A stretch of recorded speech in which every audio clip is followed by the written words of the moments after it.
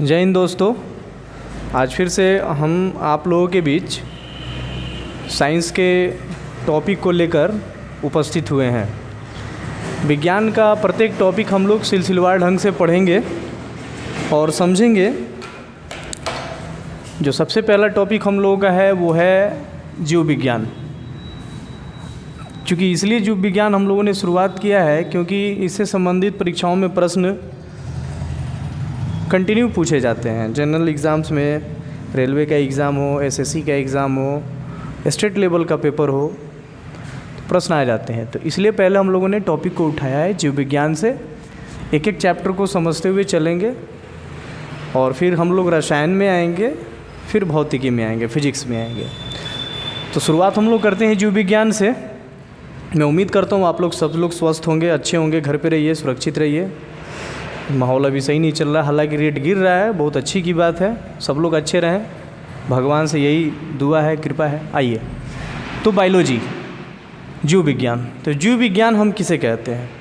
विज्ञान की वह शाखा, साइंस का वह ब्रांच जिसके अंतर्गत हम लोग जीव जंतु के बारे में अध्ययन करें, उसे हम बायोलॉजी कहते हैं। बायोलॉजी में दो शब्द मिलकर बना होता है। बोर्ड पे दिख रहा है आपको कि बायोलॉजी में दो शब्द मिलकर बना होता है। एक तरफ होता है बायो और दूसरा तरफ होता है लोगस। अर्थात जीवन के बारे में जब हम अध्ययन करते हैं तो उसे हम बायोलॉजी कहते हैं। जीवन किसके? तो जो भी सजीव हैं, जो भी जीव जंतु हैं, उनके बारे में जब हम अध्ययन करते हैं तो उसे हम बायोलॉजी कहते हैं। इस शब्द का सबसे पहले प्रयोग लैमार्क और ट्रेवीरेनस ने किया था। इस बायोलॉजी के ब्रांच को हम लोगों ने दो जगह बांटा। क्योंकि जब धीरे धीरे ये बृहद होने लगा तो बायोलॉजी को हम लोगों ने दो जगह किया। एक जिस ब्रांच को जूलॉजी कहते हैं और दूसरा जिसे हम बॉटनी कहते हैं, वनस्पति विज्ञान। अर्थात बॉटनी में हम पेड़ पौधे से संबंधित जितने भी साइंटिफिक स्टडीज़ होते हैं उनको यहाँ हम पढ़ते हैं, और जंतुओं से संबंधित जितने भी स्टडीज़ होते हैं उसे हम जूलॉजी में पढ़ते हैं। तो इसके जनक के रूप में एरिस्टोटल यानी अरस्तु, जंतु विज्ञान के जो पिता हैं वो अरस्तु हैं, और बॉटनी अर्थात वनस्पति के जो पिता हैं, वनस्पति विज्ञान के जो पिता हैं वो थियोफ्रेस्टस हैं। इसी तरह कुछ और ब्रांचेज हैं और अध्याय हैं जिनके कुछ जनक हुए हैं, वो मैंने बोर्ड पे इधर लिखा हुआ है नीचे। जीवाणु विज्ञान के जनक अर्थात बैक्टीरियोलॉजी के जो जनक हैं वो रॉबर्ट कोच हैं। सूक्ष्म जीव विज्ञान के जनक अर्थात माइक्रोबायोलॉजी, ये बहुत इंपॉर्टेंट है, इसका यूज़ भी है हम लोग के टेक्नोलॉजी में बहुत सारा। तो इस माइक्रोबायोलॉजी के जो जनक हैं वो लुई पास्चर हैं। चिकित्सा शास्त्र हिप्पोक्रेटस और उत्परिवर्तन के सिद्धांत के जो जनक है, जिन्होंने पहली बार बताया, वो हैं डी ब्रिज। और ये म्यूटेशन, इसको हम लोग इंग्लिश में म्यूटेशन कहते हैं। इसे हम लोग आगे क्लास में समझेंगे, बहुत इंपॉर्टेंट है। इसी म्यूटेशंस के आधार पर आपका जो अभी वायरस जो बहुत ही संक्रमण कर रहा है, इसी म्यूटेशंस के आधार पे वो है बराबर कंटिन्यू अपना वो म्यूटेशन चेंज कर रहा है, जिसके कारण से अभी तक उसकी दवाई सही रूप से बन नहीं पाई है, उत्परिवर्तन। तो इसे हम लोग समझेंगे, आगे की क्लास में समझेंगे। तो इसके जो पहली बार बताने वाले जो वैज्ञानिक हुए हैं वो हैं डी ब्रिज। तो बायोलॉजी के संबंध में अभी थोड़ा सा मैंने ब्रीफ आपको एक डिस्कशन दिया। इसमें जो पहला चैप्टर है, वो चैप्टर जो हम लोग पढ़ेंगे वो पढ़ेंगे सेल अर्थात कोशिका।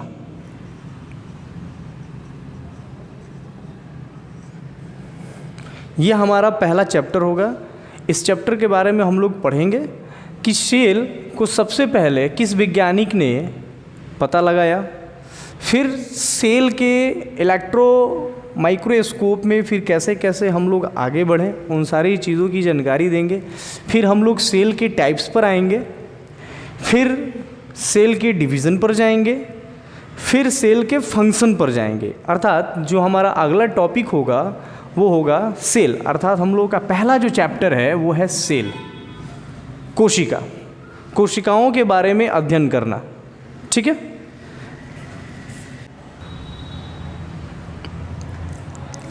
आइए दोस्तों, सेल टॉपिक को हम लोग स्टार्ट करते हैं, अर्थात कोशिका।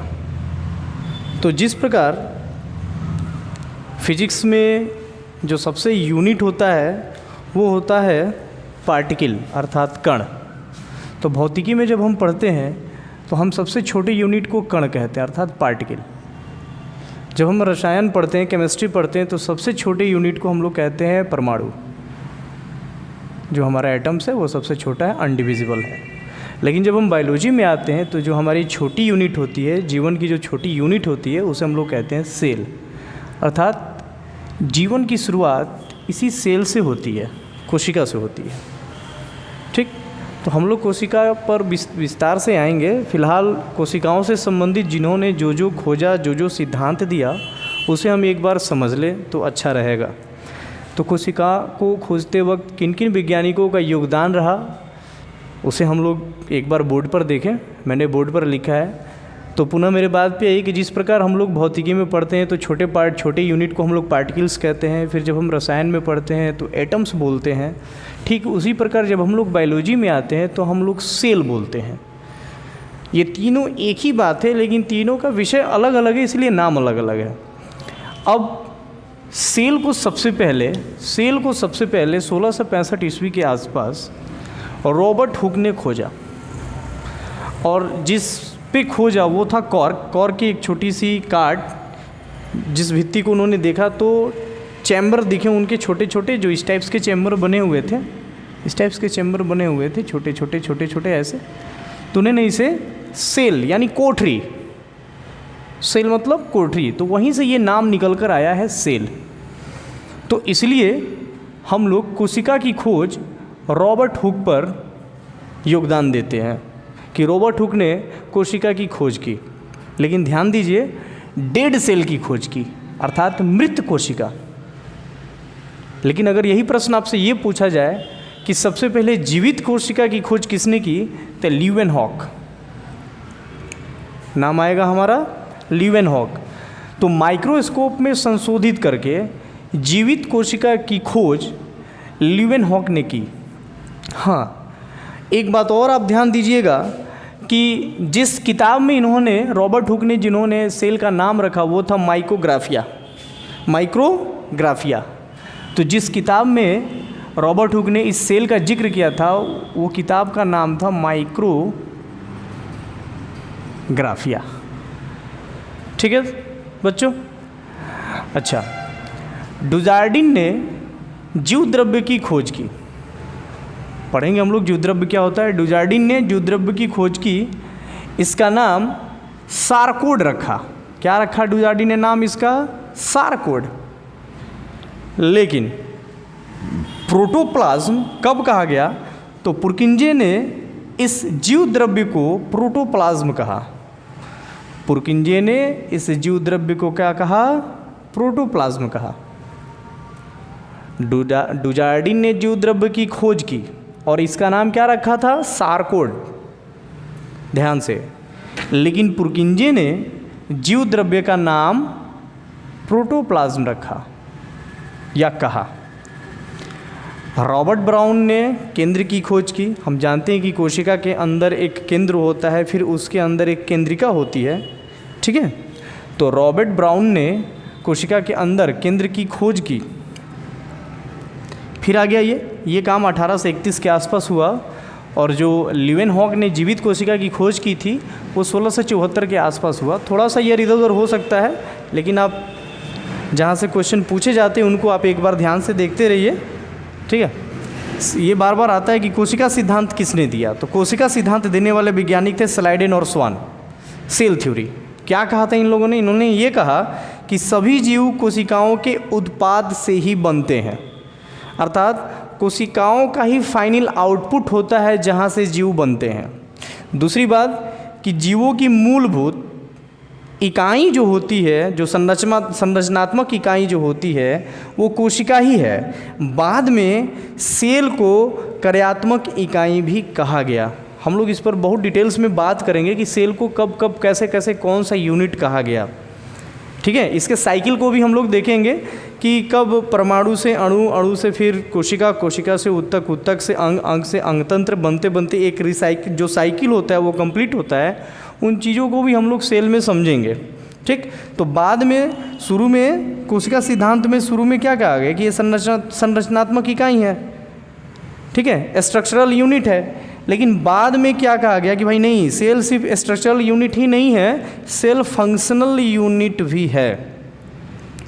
ठीक, इसके आगे बढ़े 1855 में पहली बार कोशिका विभाजन बताने वाले जो वैज्ञानिक थे या जिन्होंने देखा वो विर्चो थे। हालांकि फ्लेमिंग का भी नाम आता है, तो आगे उन लोगों ने उसके बारे में बताया, फ्लेमिंग, मूरे वगैरह। तो पहली बार 1855 में कोशिका विभाजन का जिक्र विर्चो ने किया। इन्होंने ये कहा कि जो नई कोशिका बनती है वो उपस्थित कोशिका का ही उत्पाद है। अर्थात इसका मतलब ये कि 1855 में विर्चो ने पहली बार कोशिका विभाजन को देखा। ठीक, तो कुछ और बातें हैं जिनको हमें समझना है ना। उन वैज्ञानिकों का नाम लिखने के बाद ही हम लोग टोटल डिटेल्स आएंगे सेल के बारे में, कि सेल को हम लोग संरचनात्मक इकाई, कार्यात्मक इकाई और शुरू में हम लोग आनुवांशिक इकाई भी माना करते थे। लेकिन जैसे ही डीएनए की खोज हो गई, जीन तक हम लोग पहुंच गए, और जब हमें लगा कि हमारा जो आनुवांशिक या हमारी जो खानदानी जो हेरिडिटी, जो हमारा जो रिलेशन है वो सेल के कहीं भीतर जाके जीन और डीएनए से संबंधित रखता है, तो हम लोगों ने सेल को आनुवांशिक इकाई मानना छोड़ दिया। जहाँ शुरुआत में पहले हम लोग आनुवांशिक इकाई मानते थे, वहीं सेल को अब हम आनुवांशिक इकाई नहीं मानते हैं। तो सेल को यानी कोशिका को हम लोग सिर्फ दो चीज़ मानते हैं, एक संरचनात्मक इकाई और दूसरा कार्यात्मक इकाई। क्यों मानते हैं? क्योंकि जिस प्रकार आपका एक घर बनता है, तो घर की जब शुरुआत होती है तो घर में नींव पड़ता है, फिर नाक नक्शा वगैरह बनता है, फिर एक एक ईंटा रखकर पूरी एक बिल्डिंग तैयार होती है। ठीक आपका शरीर या किसी भी जीव का शरीर, वो सरलतम जीव हो या जटिलतम जीव हो, कम्प्लेक्स हो या फिर नॉर्मल हो, उन सभी का शरीर कहीं ना कहीं इसी कोशिकाओं से मिलकर ही बना है। इसलिए हम सेल को संरचनात्मक इकाई भी कहते हैं, मतलब स्ट्रक्चरल। एक एक बिल्डिंग पर एक एक ब्लॉक लगा, फिर वो जाके पूरा मकान तैयार हुआ। ठीक, फंक्शनल यूनिट, कार्यात्मक इकाई, अर्थात कोशिका हमारा कार्यात्मक इकाई भी है। क्यों है? क्योंकि कोशिकाओं के अंदर ही सारे फंक्शन होते हैं, सारे फंक्शन उनके अंदर होते हैं। जैसे माइटोकॉन्ड्रिया है, राइबोसोम है, गोल्जी बॉडी है, इन सब अंगों के बारे में हम अभी डिटेल्स में पढ़ेंगे। ठीक, आगे भी हम लोग देखेंगे, क्योंकि एक क्लास में तो होगा नहीं है।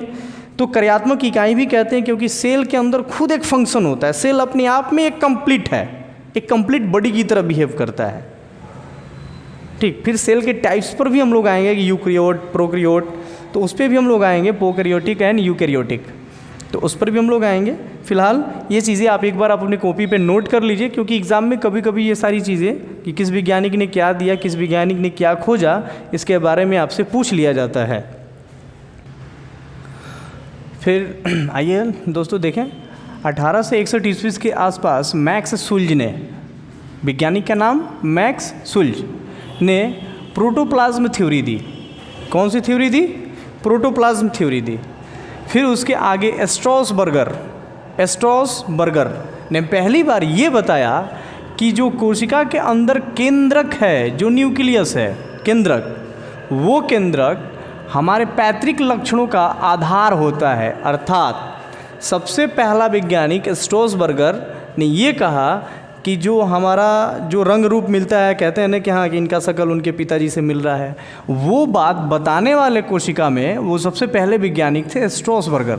इन्होंने ये कहा कि केंद्रक को पैतृक लक्षणों का आधार माना। ठीक, फिर जब हम लोग 20वीं सदी में आए, तो 20वीं सदी में नल और रस्का ने एक बहुत ही महत्वपूर्ण खोज आविष्कार किया। किस चीज़ का आविष्कार किया? तो इलेक्ट्रॉनिक माइक्रोस्कोप का। तो नल और रस्का ने 1940 के आसपास इलेक्ट्रॉनिक माइक्रोस्कोप का आविष्कार किया। इसके बाद से क्या हुआ कि एक ज़बरदस्त बूम हुआ सेल के स्टडी में। हुआ ये कि सेल के जो कॉम्प्लेक्स स्ट्रक्चरल फंक्शन जो थे, जो उसके स्ट्रक्चर थे, उसके बारे में हम लोग कुछ ज़्यादा जान पाएँ और उसके अंदर तक के कोशिकांगों के, ऑर्गेनेल्स के अध्ययन को हम लोग विस्तार रूप देने लगे। अर्थात उस 1940 के आसपास इन्होंने इलेक्ट्रॉनिक माइक्रोस्कोप की आविष्कार की और उसके बाद हम सेल के अंदर जाने लगे। फिर यही 20वीं शताब्दी है जहां आपका डीएनए खोजा गया। फिर इसी 20वीं शताब्दी में जीन के बारे में पता चला, ठीक। फिर आप देखते हैं कि डीएनए हुआ, जीन हुआ, फिर आरएनए तक हम पहुंच गए। तो जो भी ये जहाँ तक हम जितना अंदर तक गए हैं वो हमारा यही 20वीं शताब्दी है जिसमें हम और अंदर तक सेल के केंद्र और केंद्रिका तक हम पहुँच गए। तो एक बृहद रूप हमें सेल का देखने को मिला। अर्थात यदि हम ये आपसे कहें कि एक कोशिका या आपका एक जीवन और एक तरफ आपका एक कृत्रिम मशीन, इन दोनों को तुलना अगर आप करें तो ये ठीक एक जैसे ही हैं। जिस प्रकार आपका एक जीवन चलता है ठीक उसी प्रकार एक मशीन चलता है। मशीन को चलाने के लिए भी आपको ईंधन चाहिए, फ्यूल चाहिए, वो सारे पार्ट्स चाहिए जिस पार्ट्स को लगाने के बाद वो मशीन काम करेगा।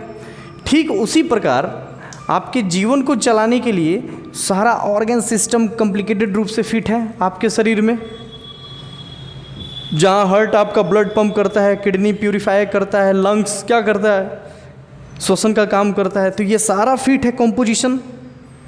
फिर आपको फूड चाहिए एनर्जी के लिए, फ्यूल के लिए। तो ठीक ये एनालॉग है, बॉडी आपका मशीन का एनालॉग है। जिस प्रकार एक मशीन काम करता है ठीक उसी प्रकार एक आपका शरीर काम करता है। इस शरीर के काम करने के पीछे जो सबसे महत्वपूर्ण रोल अदा करता है वो है कोशिका। तो कोशिका के बारे में हम लोग और जानेंगे, समझेंगे। तो शुरुआत में जब एक साइकिल जब कंप्लीट हुआ, जब सेल आया, तो सेल दो टाइप्स के होते हैं।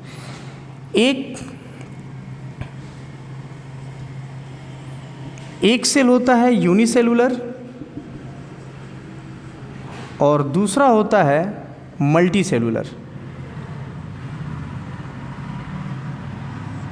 अर्थात एक कोशिकीय जीव और बहुकोशिकीय जीव। तो एक कोशिकीय जीव भी इस धरती पर मौजूद है, बहुकोशिकीय जीव भी इस धरती पर मौजूद है। उसके एग्जाम्पल हम लोग खुद आ जाएंगे। अगर एक कोशिकीय कहा जाए तो इसमें आपका अमीबा, पैरामीशियम, यूग्लिना, क्लाइडोमोनास और भी बहुत सारे आएंगे, ठीक है।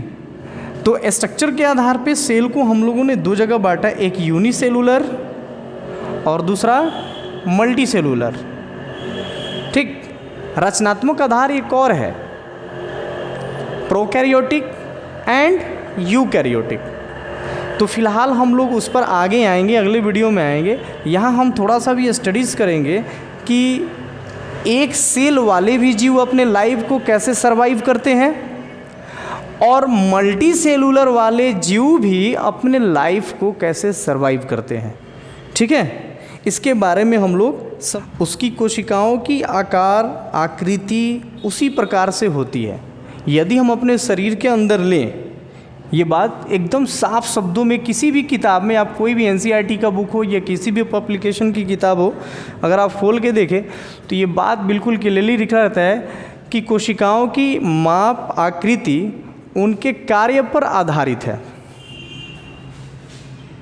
दूसरी बात कि कोशिकाओं की संख्या जीवों की आकृति पर आधारित है। दो बात मैंने कही, कोशिकाओं की आकृति और माप जीवों के कार्य पर आधारित है, कोशिकाओं की संख्या जीवों की आकृति पर आधारित है।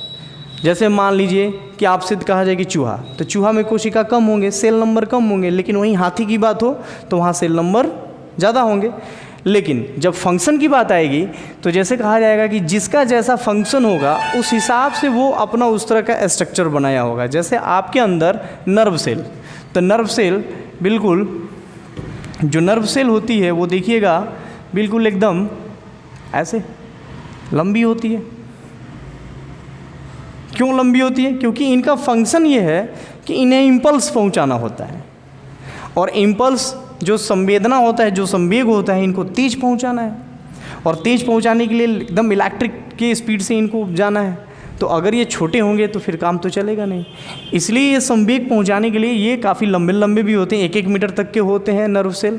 और कहा भी जाता है कि सबसे लंबी कोशिका जो होती है मानव में, वो सबसे लंबी कोशिका क्या होती है? तंत्रिका कोशिका, यानी नर्व सेल। तो कार्य के हिसाब से कोशिकाओं की आकृति और माप होती है। कार्य के हिसाब से कोशिकाओं की आकृति और माप होती है। तो जैसा हमने ये कहा कि समझ में आ रहा है बात आपको? ठीक इसी प्रकार आरबीसी है, रेड ब्लड सेल है, तो उसका जो फंक्शन है, चूँकि उसे एक जगह से दूसरे जगह न्यूट्रिएंट्स को लेके जाना है, तो उसे बिल्कुल उसी आकृति की बनाया जाता है ब्लड में, हीमोग्लोबिन में। फिर आप देखिए सेल को हम लोग क्या क्या कहते हैं? तो सेल को हम कार्यात्मक इकाई और दूसरा संरचनात्मक इकाई, तीसरा हम बोलते थे आनुवांशिक इकाई, आनुवांशिक इकाई। लेकिन बाद में जैसे ही 20वीं शताब्दी में हम डीएनए और जीन तक पहुंच गए, इसे हम लोग बहुत ही डीप में समझेंगे कि डीएनए क्या होता है, जीन क्या होता है। ठीक, जीन से ही जेनेटिक्स बना। तो आनुवांशिक इकाई हम लोगों ने कहना छोड़ दिया, अर्थात अब हम सिर्फ कोशिका को कार्यात्मक इकाई और संरचनात्मक इकाई ही कहते हैं। ठीक, तब आनुवांशिक इकाई किसको कहते हैं? तो ध्यान से सुनिए, अभी के डेट में हम आनुवांशिक इकाई जीन को कहते हैं, और आनुवांशिक पदार्थ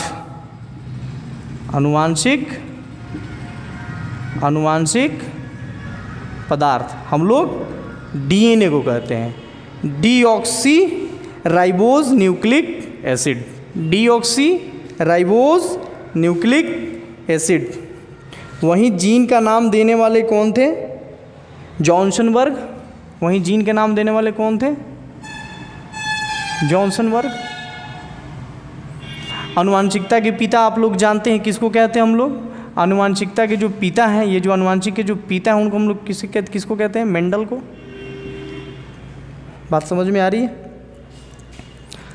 अब जड़ा कोशिकाओं के संरचनाओं को हम लोग समझें तो बेसिकली कोशिका प्लांट का हो, वनस्पति कोशिका हो या जंतु का कोशिका हो, उसे हम लोग समझ सकते हैं। फिलहाल आप ये याद रखिएगा, इसे भूल के भी सेल की इकाई मत कहिएगा। अब आनुवांशिक इकाई हमारा जीन है और आनुवांशिक पदार्थ हमारा डीएनए है, क्योंकि हम जीन तक पहुंच गए हैं। ये जीन उस डीएनए के ऊपर सीक्वेंस में बैठे रहते हैं। इनका काम क्या होता है? इनका काम यही होता है कि आपके कैरेक्टर के कोड यही हैं। आप गोरे हैं, आप लंबे हैं, आप काले हैं, आपका बाल घुंघरैला है, आपका हाथ लंबा, ये सारे कैरेक्टर के कोड इसी जीन पर होते हैं, और यही हमारे माता पिता से हमारे अंदर आते हैं। इसी को सबसे पहले मैंने इसके जस्ट पीछे वाले क्लास में बताया आपको कि इसी को सबसे पहले किसने बताया था? स्ट्रॉसबर्गर ने, जो सबसे पहले जिसने देखा था कि हाँ ये केंद्र के अंदर होते हैं और यही हमारे पैतृक लक्षणों के वंशागति के आधार हैं। बात समझ में आ रही? अब थोड़ा सेल को हम लोग समझें, और चूँकि थोड़ा बायोलॉजी है, जीव विज्ञान है, तो इसमें कठिन शब्द होते हैं। उन शब्दों को थोड़ा सा आपको समझना है, भागना नहीं है, शब्द ही मेन है। शब्द को सीखिए, कैसे शब्दों को हम लोग सही करेंगे। तो सेल को देखने के बाद, जैसे मैंने ये एक सेल बना दिया, जैसे मान लीजिए एक सेल है, इस सेल में ये केंद्र है इसका, इस केंद्र के अंदर एक जगह कहीं केंद्रिका होगी, और ये पूरा किससे भरा हुआ है? ये पूरा किससे भरा हुआ है? जीवद्रव्य से। अर्थात 3 से 4 चीज़ कॉमन होता है, चाहे वो पादप कोशिका हो या फिर जंतु कोशिका हो या फिर किसी की भी कोशिका हो, सरलतम जीव का ही हो या जटिल जीव का हो, कम्प्लेक्स ऑर्गेनिजम्स का ही हो, तो आपको 3-4 चीज़ मिलता है। क्या क्या मिलता है? तो एक मिलेगा आपको मेम्ब्रेन, झिल्ली, सेल मेम्ब्रेन कहिए, झिल्ली। दूसरा चीज़ आपको क्या मिलेगा? तो दूसरा चीज़ आपको इसके अंदर मिलेगा साइटोप्लाज्म। कोशिका द्रव्य, कोशिका द्रव्य, ठीक है, मिलेगा कोशिका द्रव्य। अच्छा, तीसरा चीज आपको क्या मिलेगा? न्यूक्लियस, केंद्रक।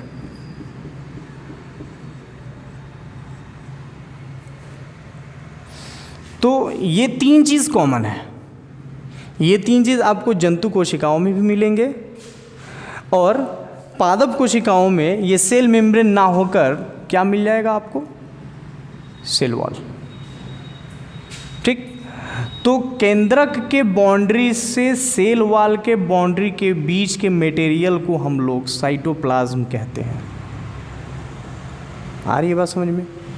और केंद्रिका के बाउंड्री से सीमा से केंद्र के सीमा के बीच के द्रव्य को, मैटर को, फ्लूइड को हम लोग न्यूक्लियोप्लाज्म कहते हैं। कोशिका केंद्रक द्रव्य, क्या बोलते हैं उसको? केंद्रक द्रव्य। तो कोशिका द्रव्य और केंद्रक द्रव्य, और इन दोनों को मिला के हम लोग बोलते हैं प्रोटोप्लाज्म, जीव द्रव्य। अर्थात कोशिका कुछ नहीं है, कोशिका उसी जीव द्रव्य का एक पिंड है जिसने एक लाइफ को गेन कर लिया है। अब ये कैसे गेन किया है लाइफ को, ये आज तक किसी वैज्ञानिक ने ना समझा, ना किसी ने इस पर कोई बात कही। अभी तक इस पर रिसर्च चल रहा है कि कैसे, जैसे ही हम परमाणु से अणु में आते हैं और फिर उस अणु का एक सही व्यवस्था बनता है और सही व्यवस्था बनने के बाद अचानक से उसमें एक जान जो आ जाता है, जो सजीव, जिस सजीव के परिभाषा में हम लोग रखना शुरू कर देते हैं, आखिर वो कैसे हो जाता है? तो बड़ा अभी तक इस पर किसी प्रकार का किसी का कोई उत्तर आया नहीं है। बहुत तरह का कॉन्ट्रडिक्शन भी है, थ्योरी भी लोग दे रहा है, लेकिन सही नहीं जा रहा। तो सेल आते आते एक उसमें सजीव वाले लक्षण दिखने लगते हैं। हम कहते भी हैं कि जैव व्यवस्था का जो निम्न स्तर होता है वो मॉलिक्यूलर लेवल होता है, हालांकि वो निर्जीव है, और जो जैव व्यवस्था का जो उच्चतम स्तर होता है उसे हम लोग जैव मंडल कहते हैं। हम उस पॉइंट पे भी आएंगे, ठीक है। फिलहाल इन चीज़ों को आप समझिए कि कोई भी सेल जब हम पढ़ते हैं, चाहे वो पादप कोशिका हो या जंतु कोशिका हो, तो उसमें ये 3-4 बातें बिल्कुल कॉमन होती हैं कि हाँ, उसमें आपको झिल्ली मिलेगा या सेल वॉल मिलेगा, कोशिका भित्ति मिलेगा, फिर आपको साइटोप्लाज्म मिलेगा, न्यूक्लियस मिलेगा, और आपको न्यूक्लियोप्लाज्म मिलेगा, अर्थात केंद्रक द्रव्य मिलेगा, ठीक है। अब होता क्या है कि जैसे हम लोगों का जो शरीर है वो मल्टी सेलुलर है, अरबों खरबों हमारे अंदर सेल है, और उस सेल का अलग अलग ग्रुप है और टिश्यू है, फिर ऑर्गन है, जैसे स्टोमक है, लंग्स है, हार्ट है, किडनी है। तो उन सेल को टिश्यू मिलाकर एक ऑर्गन बना, और ये सारे ऑर्गन एक कोऑर्डिनेट हुए और एक सिस्टम हमारा बना। तो मल्टी सेलुलर का भी फंक्शन सेल के ही अनुसार है, और यूनिसेलुलर का भी फंक्शन सेल के ही अनुसार है। तो हम उन दोनों, चाहे वो एक कोशिकीय हो चाहे बहुकोशिकीय हो, इन दोनों का थोड़ा सा जीवन का रहन सहन हम लोग वीडियो में आगे देखेंगे। अम्बीबा, पैरामीशियम और यूग्लिना के पिक्चर को बोर्ड पे ड्रॉ किया है। अभी हम लोग कोशिकाओं के स्ट्रक्चर पर, जो कि नल और रक्षा के इलेक्ट्रॉन माइक्रोस्कोप के आविष्कार के बाद आया, अभी हम लोग उसको अगले चैप्टर में डिस्कस करेंगे। एक एक कोशिका के अंगों को पढ़ते हुए चलेंगे। जैसे आप ब्रीफ में पढ़ते हैं कि माइटोकॉन्ड्रिया क्या काम, तो पावर हाउस है, लाइसोसोम का क्या काम, तो सुसाइड बैग है। नहीं, हम लोग उसके एक एक कोशिकांग को, है ना, एक एक कोशिकांग को उठाएंगे और एक एक को बिल्कुल ही बृहद रूप से लेते हुए हम लोग न्यूक्लियस, डीएनए, जीन तक जाएंगे। चूँकि देखिए, चूँकि ये जो कोशिका जो चैप्टर है वो है तो पहला चैप्टर, लेकिन पूरी बायोलॉजी का ये आपका रीढ़ है। जब तक आप सेल अच्छे से नहीं समझेंगे, इस सेल से संबंधित जितनी भी डिजीज़ होते हैं, कैंसर, ठीक, और भी बहुत सारे डिजीज़ हैं, जो इस सेल से संबंधित जितने भी डिजीज़ होते हैं वो फिर आपको समझ में नहीं आएंगे। तो सेल के सारे थ्योरी को, सारे इसके फंक्शन को हमें अच्छे से समझना है, और जिन जिन शब्दों का इस्तेमाल होता है उन्हें हमें सीखना है। आइए जरा हम इस जीवों के बारे में अध्ययन करते हैं। अमीबा, जिसे हम कहते हैं कि ये एक कोशिकीय अमीबा, ये एक कोशिकीय यूकैरियोटिक जीव है। एक कोशिकीय यूकैरियोटिक, मैं बार बार यूकैरियोटिक एंड प्रोकैरियोटिक का नाम ले रहा हूँ, तो फिलहाल इससे अभी आपको डरना नहीं है। यूकैरियोटिक कहने का मतलब ये कि एक होता है प्रोकैरियोटिक और एक होता है आपका, यहाँ लिख दे रहा हूँ मैं, यूकैरियोटिक। सिंपल अभी ये समझें कि प्रोकैरियोटिक सेल का मतलब होता है एक ऐसा सेल जिसमें सही से कुछ विकसित नहीं हुआ हो, सही से कोई डेवलपमेंट नहीं हुआ है। जैसे मान के चलिए कि कहीं पे ज़मीन है और अभी घर नहीं बना है, तो आपको मालूम ही नहीं है कि उसमें कमरा कहाँ है, किचन कहाँ है, बाथरूम कहाँ है, बिल्कुल अननोन, लेकिन आपको है कि हाँ वहाँ पर है। तो प्रोकैरियोटिक सेल का मतलब ये कि अल्प विकसित, प्रिमिटिव, आदिम, शुरुआत वाले एकदम स्टेज, बिल्कुल सरल, तो उसे हम लोग प्रोकैरियोटिक कहते हैं। अर्थात यहाँ केंद्रक की झिल्ली उपस्थित नहीं होते, बिल्कुल हम लोग डिटेल्स में अगले पार्ट में पढ़ेंगे। यूकैरियोटिक का मतलब हुआ कि बिल्कुल विकसित हो वो कोशिका जिसकी हर डिपार्टमेंट, जिसके अंदर का हर ऑर्गेनेल्स बिल्कुल अच्छे से विकसित हो, उनके मेम्ब्रेन बिल्कुल क्लोज्ड हो, सब अच्छे से अलग अलग डिवाइडेड हो और सब अपना काम फंक्शन करते हो, मैकेनिज्म देते हो, तो वैसे कोशिका को हम लोग यूकैरियोटिक बोलते हैं। तो यूकैरियोटिक बट यूनिसेलुलर, आई बात समझ में, कि जो अमीबा है वो यूकैरियोटिक है लेकिन यूनिसेलुलर है, एक कोशिकीय लेकिन विकसित है। अर्थात उसके अंदर अपने आपको केंद्र दिखेंगे, देखिए मैंने केंद्र बनाया है, फिर आपको और भी सब इधर पार्ट्स दिखेंगे जो मैंने ड्रॉ नहीं किया है, ठीक। फिर उसी तरह से पैरामीशियम है जो यूकैरियोटिक है मगर यूनिसेलुलर है। फिर उसी तरीके से यूग्लिना है जो यूकैरियोटिक है मगर यूनिसेलुलर है। इसी के साथ मैंने एक और पिक्चर यहाँ पर बनाया है, आप ध्यान से देखिए, क्लेडोमोनास, जिसे हम लोग क्या बोलते हैं, है ना, क्लेमाइडोमोनास, इसे क्या बोलते हैं, क्लेमाइडोमोनास, जो कि ग्रीन एल्गी है।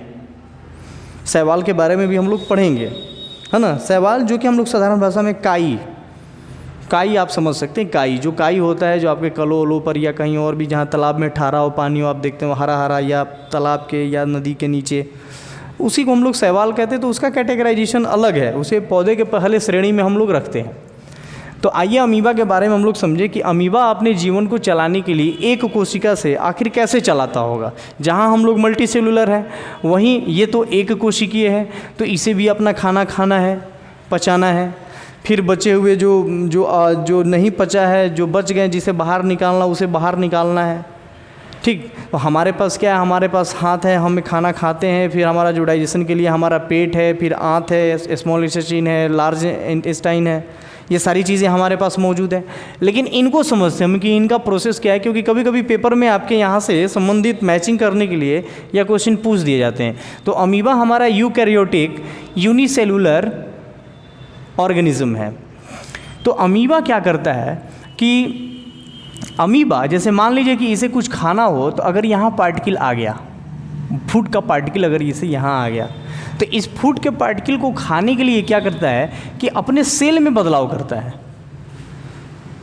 हमारे अंदर भी कुछ है सेल जो जिनकी आकृति हमेशा बदलते रहती है। वाइट ब्लड सेल, आप जानते हैं वाइट ब्लड सेल हमेशा उसकी आकृति क्या होती है, बदलते रहती है। तो ये अपने आकृति में क्या करेगा, ये अपने साइज़ में क्या करेगा कि इसको लेने के लिए बदलाव करेगा।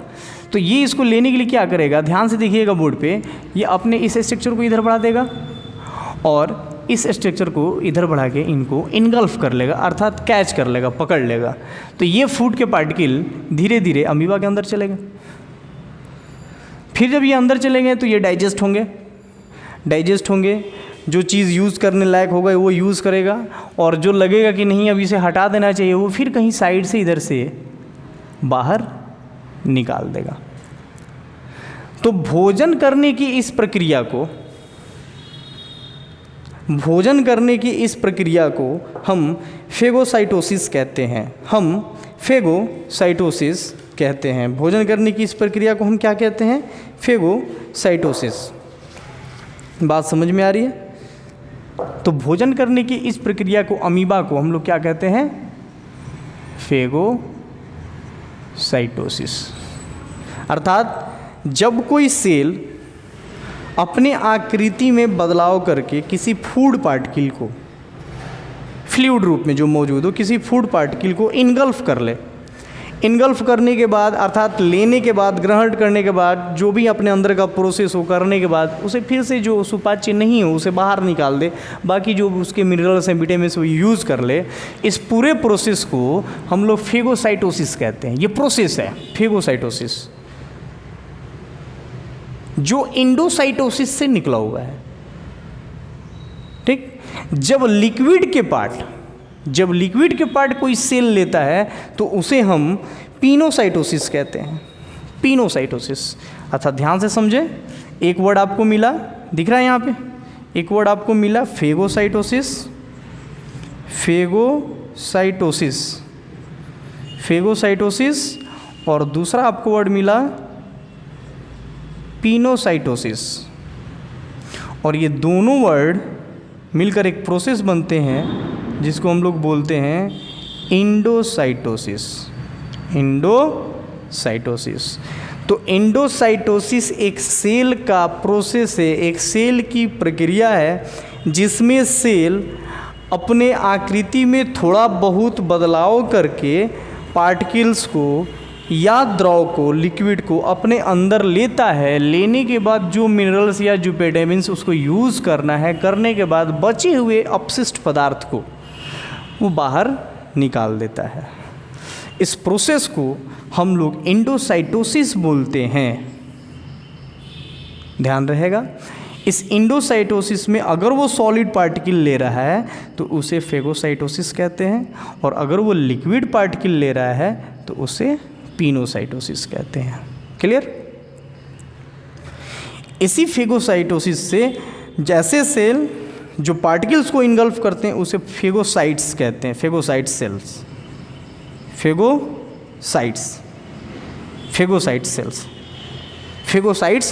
जैसे हमारे शरीर के अंदर इम्यून सिस्टम, जैसे हम कहते हैं हमारा इम्यून सिस्टम बहुत अच्छा है, मतलब क्या? तो हमारे इम्यून सिस्टम में कौन? वाइट ब्लड सेल लड़ता है। तो वाइट ब्लड सेल क्या करता है कि जो फॉरेन, जो बाहरी एलिमेंट है जिससे हमारे शरीर को नुकसान है या जो हमको बीमार कर सकते हैं, वैसे एलिमेंट्स जैसे ही इंटर करते हैं हमारे शरीर के अंदर, तो वाइट ब्लड सेल क्या करता है कि वैसे रोगाणु को, वैसे पैथोजेंस को वो क्या करता है? मारता है। मारने का क्या मतलब कि उनको अपने अंदर कैच कर लेता है। कैच करने का मतलब इनगल्फ करना। इनगल्फ करने का मतलब कि वो अंदर लेके उनको डाइजेस्ट करके उनको डिस्ट्रॉय कर देता है। तो हमारा शरीर उनसे महफूज या सुरक्षित रहता है। तो वाइट ब्लड सेल को हम लोग क्या कह सकते हैं? फेगोसाइट्स। बात समझ में आ रहा है? फेगोसाइट्स। तो वाइट ब्लड सेल को हम लोग फेगोसाइट्स कह सकते हैं। ठीक है? तो फेगोसाइट्स अगर कहीं लिखा या फेगोसाइटिक कहीं लिखा हो तो आप इसे देख के डिस्टर्ब ना हो, समझें इन चीज़ों को। तो phagocytosis, pinocytosis, and it is the process of endocytosis. ठीक? तो खाने की ये जो प्रक्रिया है अमीबा की, वो है फेगोसाइटोसिस। अब जिस माध्यम से ये चलता है, जैसे इसने अपनी आकृति को चेंज की, अपनी आकृति को चेंज करके उसके पास आया ना, तो चला ना, प्रचलन किया, प्रचलन समझिए, प्रचलन, लोकोमोशन, जिसको इंग्लिश में हम लोग क्या कहते हैं? लोकोमोशन, प्रचलन। तो बायोलॉजी में प्रचलन किसे कहते हैं? तो जब जीव एक स्थान से दूसरे स्थान तक जाए, ऐसे मूवमेंट को, ऐसे मोशन को हम जीव विज्ञान में लोकोमोशन कहते हैं। तो देखिए अमीबा ने यहाँ से अपनी अपनी पोजीशन बदली। इस फूड पार्टिकल को कैच करने के लिए उसने अपने पोजीशन को बदला। इस पोजीशन को बदलने के लिए वो प्रचलन किया। ये प्रचलन जिस आधार पर करता है, उस प्रचलन के आधार को हम लोग सूडोपोडिया कहते हैं। अर्थात ये जिस आधार पर प्रचलन करता है, इस प्रचलन को, ये हो गया भोजन लेने की प्रक्रिया, फेगोसाइटोसिस। और प्रचलन, तो प्रचलन किस तरह करता है? ये चूँकि ये एग्ज़ाम में पूछे जाते हैं आपसे बार बार, तो प्रचलन जो अमीबा करता है, वो अमीबा जो करता है उसको हम लोग कहते हैं कूटपाद या सूडोपोडिया, या दिखाई नहीं दे रहा होगा इधर, सूडोपोडिया। तो प्रचलन किस आधार पर अमीबा करता है? सूडोपोडिया। ठीक है। ठीक, आप पैरामीशियम में आए। पैरामीशियम भी आपका यूनिसेलुलर यूकैरियोटिक है। इसके बाहर वाले हिस्से पे देखिए मैंने एकदम लंबे लंबे धागे की तरह एक स्ट्रक्चर बना रखा है। फिर चप्पल की आकृति के ये पैरामीशियम में कोशिकीय जीव होते हैं। इसमें ये क्या होता है कि सीलिया के माध्यम से, इसको हम लोग सीलिया बोलते हैं, सीलिया, इसका प्रचलन का आधार क्या है? सीलिया। अमीबा का प्रचलन का आधार क्या था? सूडोपोडिया। और पैरामीशियम का प्रचलन का आधार क्या है? सीलिया। सीलिया के माध्यम से ये फूड पार्टिकल्स को या अपने खाने लायक जो चीज़ें होती हैं वो पकड़ता है, और पकड़ के इनका एक ओरल होता है, एक मुंह होता है। उस मुंह के माध्यम से, ओरल ग्रुप के माध्यम से ये उस चीज़ को अंदर लेकर जाते हैं, और अंदर ले जाने के बाद जो खाने लायक होता है, जो सुपाच्य होता है, जिनका ये यूज़ करते हैं, वो यूज़ करने के बाद जो अपशिष्ट पदार्थ होता है, इनके पास एक एनल पोर होता है, बाहर निकालने की छिद्र होते हैं। उसके माध्यम से वो चीज़ें जो अवांछित होती हैं उन्हें ये बाहर निकाल देते हैं। तो अमीबा जिस रूप से प्रचलन करता है उसे हम लोग बोलते हैं सूडोपोडिया। पैरामीशियम जिस रूप से प्रचलन करता है, जिस आधार पर प्रचलन करता है, उसे हम लोग बोलते हैं सीलिया। अमीबा जिस आधार पर प्रचलन करता है उसे हम लोग बोलते हैं, फिर से एक बार मैं यहाँ लिख देता हूँ, सूडोपोडिया। याद रहेगा। युगलिना पे आए। युगलिना को कहा जाता है कि ना तो ये जीव है, ना तो ये जंतु है, ना तो ये पौधा है, क्योंकि दोनों कैरेक्टर इसमें मिलते हैं। तो युगलिना जिस आधार पे प्रचलन करता है, अर्थात चलता है, अपना भोजन वोजन लेता है, तो इस आधार को हम लोग बोलते हैं फ्लैजिला। फ्लैजिला। फ्लैजिला। अगर हिंदी की बात करें तो सूडोपोडिया को हिंदी में कूटपाद कहते हैं हम लोग, कूटपाद। सीलिया को हिंदी में हम लोग पक्षमाभिका कहते हैं।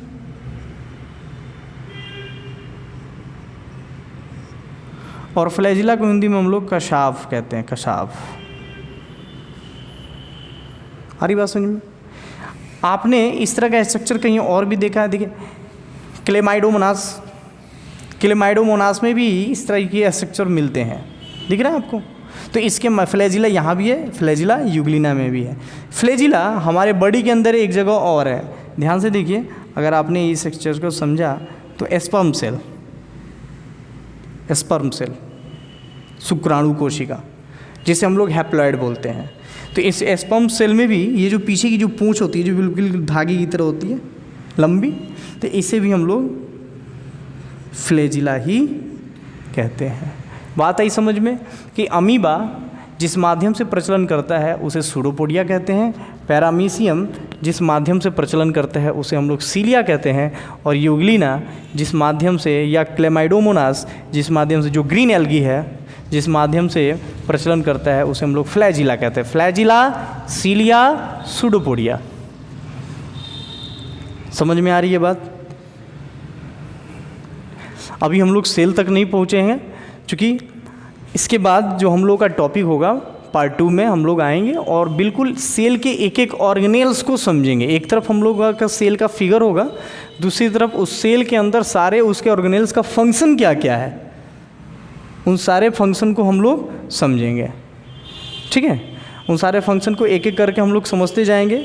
दूसरी चीज़ कि महत्वपूर्ण शब्दों का जो संग्रह होता है, जैसे हम लोग जैसे उपापचयी प्रक्रिया या श्वसन को हम लोग सही से नहीं समझ पाते, जो अभी मैंने बताया सूडोपोडिया, सीलिया, फ्लैजिला, ये सारे चीज़, या फिर यूकैरियोटिक, प्रोकैरियोटिक प्रचलन जो मैंने अभी बताया आपको। तो आपको अगर मैं सारी चीज़ तो लिख नहीं सकता बोर्ड पे, तो आपको जहाँ जगह मिले या आप कॉपी कलम लेके बैठे उन चीज़ों को लिख लीजिए। लोकोमोशन याद रखिए, इसी लोकोमोशन के आधार पर सबसे पहले लिनियस ने ही जातियों को अलग किया था, वर्ग बनाया था, क्लासिफिकेशन किया था। सबसे पहले क्लासिफिकेशन अरस्तु ने किया था, लेकिन अरस्तु का क्लासिफिकेशन बाद में गलत हो गया, क्योंकि ऐसे चीज़ उसमें आने लगे युगलिना की तरह उसमें चीज़ें आने लगे कि भाई कैसे, तब क्या करेंगे, चूँकि अरस्तु का जो क्लासिफिकेशन था वो आवास के आधार पे था, हैबिटेंट के आसपास पे था। भाई तो किसको अलग करेंगे फिर? तो बाद में लिनियस ने कहा कि नहीं, जो क्लासिफिकेशन होना चाहिए वो क्लासिफिकेशन उन्होंने प्रचलन के आधार पर दिया। इसीलिए हम लोग वर्गीकी का पिता, क्लासिफिकेशन के फादर, टॉक्सोनॉमी के पिता लिनियस को कहते हैं, अरस्तु को नहीं कहते हैं। जय हिंद दोस्तों। पार्ट 2 में हम लोग इससे आगे बढ़ेंगे और कठिन शब्दों को सीखेंगे और साथ में हम लोग सेल के सारे स्ट्रक्चर्स, सेल के सारे ऑर्गेनेल्स कैसे काम करते हैं उसके बारे में डिस्कस करेंगे। अगर आपको कोई चीज़ ना समझ में आई हो तो हमारे कमेंट बॉक्स में आप कमेंट करिए, उसके बारे में हम अगले बार में